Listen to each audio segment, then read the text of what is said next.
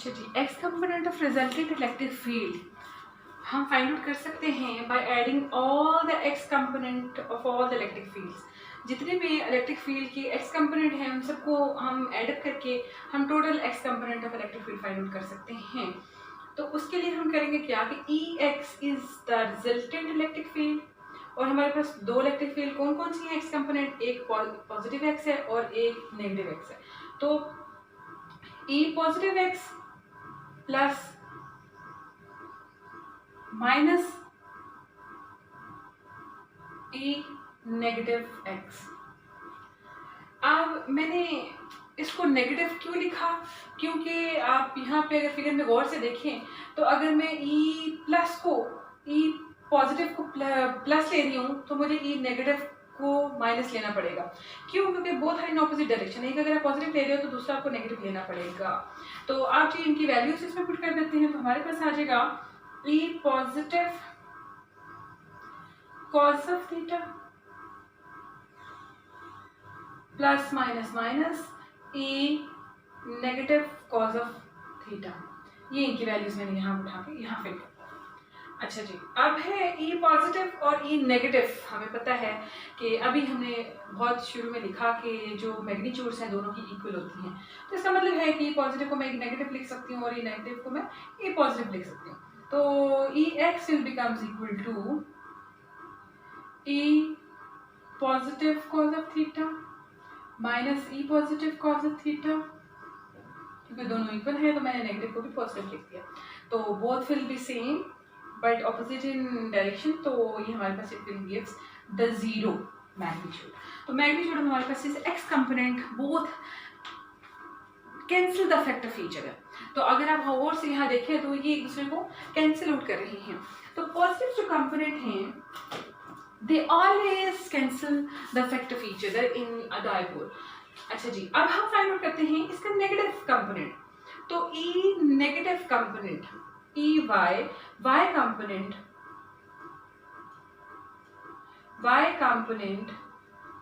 Of resultant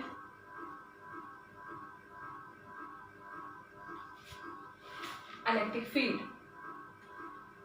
Y component की जो resultant है उसकी जो इलेक्ट्रिक फील्ड है, रिजल्टेंट की जो इलेक्ट्रिक फील्ड है उसका वाई कंपोनेंट कैसे फाइंड आउट करेंगे। जैसे हमने एक्स कंपोनेंट को फाइंड आउट किया है वैसे ही हम वाई कंपोनेंट को फाइंड आउट कर सकते हैं। So Y component can be written as E Y equal to E positive Y plus E negative Y. अच्छा, अब इनकी डायरेक्शन कैसे हम फाइंड आउट करेंगे। अब दोबारा मैं फिगर की तरफ चलती हूँ। फिगर में अगर आप देखें तो ये हमारे पास वाई एक्सिस होता है, ये हमारे पास वाई एक्सिस है, ये वाई एक्सिस। आपको पता है कि ऊपर पॉजिटिव वाई होता है और नीचे हमारे पास नेगेटिव वाई होता है। तो ये नेगेटिव वाई है। अब अगर गौर से देखें तो ई पॉजिटिव जो है वो भी नेगेटिव वाई में है और ई नेगेटिव उसकी डायरेक्शन भी नेगेटिव वाई में है। तो मैं दोनों के साथ नेगेटिव साइन लिखूंगी, ये नेगेटिव और ये भी नेगेटिव। तो ये आपके पास जो टोटल आपको आफ्टर कैलकुलेशन देगा ये minus E Y minus E positive Y और माइनस ई नेगेटिव वाई। तो यहाँ इनकी वैल्यूज पुट करने के हमारे पास आ जाएगा minus E positive sine of theta minus E negative sine of theta. तो हमें पता है ई पॉजिटिव नेगेटिव के बराबर होता है, तो हम इसे लिख सकते हैं minus two E positive sine of theta. तो E Y will become equal to minus two E positive minus two E positive sine of theta. अब हमारे पास जो है वो ई एक्स कंपोनेंट भी निकल आया, ई वाई कंपोनेंट भी निकल आया। ई एक्स हमारे पास 0 है और ई वाई जो है हमारे पास 2e पॉजिटिव साइन थीटा है। हमने टोटल, हमें पता है कि जब भी हमारे पास वेक्टर होता है और उसके एक्स और वाई कंपोनेंट होते हैं और अगर हमें उसकी वेक्टर की मैग्नीट्यूड फाइंड आउट करनी है तो हम जो है वो फार्मूला इस्तेमाल करते हैं कि E square equal to E X square plus E Y square, यानी एक्स कंपोनेंट का स्क्वायर प्लस वाई कंपोनेंट का square equal to E square. So यहाँ से हमारे पास जो है अगर हम इसको सॉल्व आउट करें तो ये हमारे पास 0 plus -2 E positive sine theta का स्क्वायर आएगा। दोनों तरफ आप इसका स्क्वायर लेंगे, प्लस में चला जाएगा, दोनों तरफ स्क्वायर रूट ले लें तो आपके पास आ जाएगा E is equal to 2 E positive sine theta. तो E पॉजिटिव की वैल्यू हमें लास्ट टाइम हमें देखी थी कि E पॉजिटिव हमारे पास होता है E is equal to 2kq/r square into sine of theta. अब यहाँ से हमें क्या करना है कि इस साइन थीटा की वैल्यू फाइंड आउट करनी है। साइन थीटा की वैल्यू, ये जो साइन है इसकी वैल्यू हमने इस इक्वेशन में फाइंड आउट करनी है। आप चाहें तो आप ऊपर वाली इक्वेशन में फाइंड आउट कर सकते हो, चूंकि ये पॉजिटिव है तो साइन थीटा पॉजिटिव के साथ हमारे पास ये एंगल थीटा है, तो ये जो d/2 है, चूंकि ये पूरा डिस्टेंस जो है तो यहाँ से लेके यहाँ तक जो डिस्टेंस है वो d है, तो O से सेंटर से Q तक का और O से नेगेटिव Q तक का दोनों फासला जो है वो d/2 है। अच्छा, साइन थीटा होता है all the time perpendicular by hypotenuse. तो ये एंगल थीटा तो ऑब्वियसली एंगल भी थीटा होगा, थीटा के ऑपोजिट जो साइन होती है हमेशा परपेंडिकुलर होता है। तो d/2 साइन थीटा होता है हमारे पास परपेंडिकुलर बाय हाइपोटेन्यूज। तो परपेंडिकुलर हमारे पास है d/2 2kq/r square into d/2 bye r, d/2/r। तो ये साइन थीटा की वैल्यू हमने यहाँ में इंसर्ट कर दी। अच्छा, यहाँ से हम क्या करेंगे कि QD हम थोड़ा सा रीअरेंज कर लेंगे चीज़ों को। रीअरेंज करेंगे तो हमारे पास क्या बनेगा, ये d/2 है, ये 2 इस 2 से कैंसिल आउट हो जाएगा। आप इस d/2 को इस तरह से भी लिख सकते हैं कि d/2 ये, तो ये 2 जो है वो इस 2 से कैंसिल आउट हो जाएगा। बाकी आपके पास बचेगा EKQD/r³।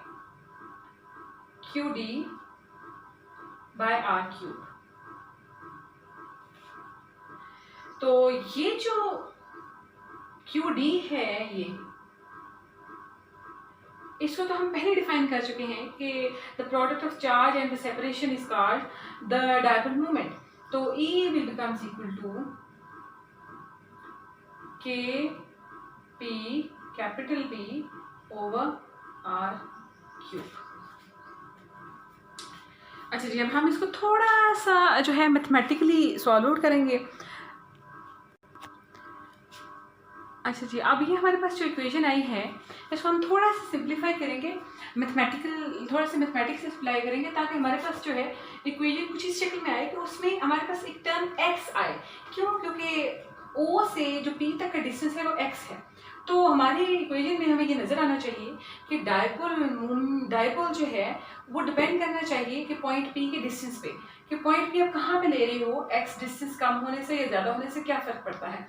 तो हम अपनी इक्वेशन में x को लाने के लिए हम थोड़ी सी मैथमेटिक्स अप्लाई करेंगे। उसके लिए हमें करना क्या होगा, ये कि E इज इक्वल टू, मैं इसको ऐसे भी लिख सकती हूँ r-3। तो मैं यहाँ पे r की वैल्यू पुट करूँगी। r की वैल्यू क्या होगी, सबसे पहले तो आप यहाँ से देखें कि ये मेरे पास एक ट्राइंगल ये बन रही है, एक ट्राइंगल ये बन रही है। आप दोनों में से कोई भी ट्राइंगल ले लें, डजंट मैटर, क्योंकि दोनों सेम हैं। अच्छा, यहाँ से यहाँ तक का डिस्टेंस x है, पॉजिटिव Q से P का डिस्टेंस r है और Q और सेंटर से डिस्टेंस d/2 है। अच्छा, पाइथागोरस थ्योरम इस्तेमाल करते हुए हमें ये पता है कि hypotenuse square equal to base square plus perpendicular square. तो बेस हमारे पास x स्क्वायर है प्लस d/2 स्क्वायर, यानी d²/4 भी आप इसे लिख सकते हैं। तो hypotenuse square is equal to base square plus perpendicular square. अच्छा, अब हम करेंगे क्या कि हमें तो यहाँ पे r की वैल्यू चाहिए, तो r की वैल्यू, क्योंकि हमें यहाँ r की वैल्यू पुट करनी है, ये इस इक्वेशन है -3 में। तो अब हम करेंगे क्या कि हम यहाँ पे आप पता है कि स्क्वायर जो है स्क्वायर रूट से कैंसिल होता है और स्क्वायर रूट की वैल्यू 1/2 होती है। तो आर विल बिकम, मैं दोनों तरफ स्क्वायर रूट ले लेती हूँ, तो x² + d²/4 और यहाँ पे मैं लिख सकती हूँ हाफ, अंडर रूट को आप हाफ पे लिख सकते हैं। तो इस आर की वैल्यू को उठाएं और आप इसमें पुट कर दें, तो ई विल बिकम्स इक्वल टू के पी और आर -3 ऑलरेडी है यहाँ पे, तो x² + d²/4 और -3 ये वाला ये ऊपर आ जाएगा और 2 ये नीचे वाला, तो -3/2, 1/2 से आप -3 को मल्टीप्लाई करेंगे तो आपके पास -3/2 दे देगा। यहाँ से जी हम करेंगे क्या कि हम यहाँ से इस पे अप्लाई करेंगे अब binomial expansion, binomial theorem. Binomial theorem apply करके हम इसको थोड़ा सा सिंप्लीफाई करेंगे, तो हमारे पास आएगा ई विल बिकम्स इक्वल टू के पी, तो एज इट इज रहेगा। और यहाँ से हम जब इसे अप्लाई करेंगे इस पे बायनोमियल एक्सपेंशन, तो सबसे पहले तो हम ये करेंगे कि यहाँ से हम x³ जो है वो कॉमन ले लेंगे, तो x³ हमारे पास 1/x³ एक्चुअली, तो 1/x³ अगर, क्योंकि मैं यहाँ से ये मेरे पास x² है, अगर मैंने यहाँ से x³ 1/x³ कॉमन लेना है तो मुझे करना क्या होगा कि अच्छा जी, अब करना क्या है आपने, यहाँ से आपने x² कॉमन लेना है इस इक्वेशन में, तो x² कॉमन लेंगे तो नीचे आपके पास x³ बचेगा। कैसे बचेगा, क्योंकि x² जब आप कॉमन लेंगे तो ये x² बाहर आएगा, लेकिन उसी पावर में -3/2 है, तो स्क्वायर तो 1/2 से कैंसिल हो जाएगा, बाकी -3 बचेगा, तो -3 नीचे आप 3 की शक्ल में लिख सकते हैं। तो यहाँ पे 1 आ जाएगा आपके पास प्लस d²/4 x², क्योंकि आपने x² कॉमन लिया, इसमें तो x² था नहीं, आपने क्या किया कि मल्टीप्लाई किया भी किया, डिवाइड भी किया, जो मल्टीप्लाई करेंगे वो तो बाहर आ जाएगा और जो डिवाइड करेंगे वो आपके पास ये बचेगा, तो इससे आपके पास बनेगा -3/2। अब जी आप इस पे बायनोमियल एक्सपेंशन इस्तेमाल कर सकते हैं इस पोर्शन पे, तो यहाँ से आपके पास क्या बनेगा, ई will becomes equal to K p/x³, 1 minus, क्योंकि ये आपके पास प्लस माइनस माइनस हो जाता है, -n आपके पास 3/2 पावर आ जाएगी, और फिर आपके पास इसकी जो ये फर्स्ट टर्म d²/4 x², और यहाँ से फिर जी आप next term higher terms will be comes, तो आप क्या करोगे, हर टर्म को निगलेक्ट कर दोगे, क्योंकि d²/4 से x² ये मजीद जो है वो जितनी भी टर्म्स आगे आती जाएंगी आप उन सबको निगलेक्ट कर दें, आप सिर्फ फर्स्ट टर्म को अगर कंसिडर करेंगे तो e will becomes equal to K p/x³। ये जी आपके पास वो इलेक्ट्रिक फील्ड है जो कि एक डायपोल की वजह से होती है, यानी डायपोल जब भी आप अगर इलेक्ट्रिक फील्ड लिखेंगे तो वो आपके पास होगी K is a constant, electric constant, इसकी वैल्यू आपको पता है 9 × 10⁹ होती है। P डायपोल मूवमेंट, क्योंकि इलेक्ट्रिक डायपोल से रेलिवेंट जो टर्म है वो डायपोल मूवमेंट है, तो P is equal to QD, इसका मतलब है D वाला जो फैक्टर है वो इसमें अंदर पोशीदा है। x³ that is the major affectable portion, कि जितना आपके पास x जो है वो ज़्यादा होता जाएगा उतना ही आपके पास इलेक्ट्रिक फील्ड जो है वो कम होती जाएगी। आप देखिए ये x जितना ही आप इस पॉइंट को दूर लेके जाते जाएंगे उतनी ही इलेक्ट्रिक फील्ड इस डायपोल की कम होती जाएगी, जितना ही इस पॉइंट P को आप करीब लेके आते जाएंगे उतना ही इस डायपोल की वजह से जो इलेक्ट्रिक फील्ड होगी इस पॉइंट P पे वो ज़्यादा स्ट्रॉन्ग होती जाएगी। तो it means electric field depends upon inversely to the distance of the point P from the dipole, तो इनवर्सली ये डिपेंड करता है inversely. So electric field depends upon the dipole moment obviously as well, and the most importantly it depends upon the distance of point P cube, 3 times ये depend करता है, cube है इसका ये, तो जितना आपके पास डिस्टेंस, अगर आप नोट करें तो जब आपने चार्जेस, पॉइंट चार्जेस के लिए फाइंड आउट किया था वो एक्स स्क्वायर था। लेकिन अब अगर डायपोल मोमेंट के डायपोल के लिए फाइंड आउट करेंगे तो इलेक्ट्रिक फील्ड वो एक्स क्यूब टाइम्स जो है वो डिपेंड कर रही है डिस्टेंस पे। तो इस तरह से जो इलेक्ट्रिक फील्ड वेरी करती है डिस्टेंस पे, क्यूब इन्वर्सली है cube raise to the power cube of the distance. So that's all for the now, thank you so much.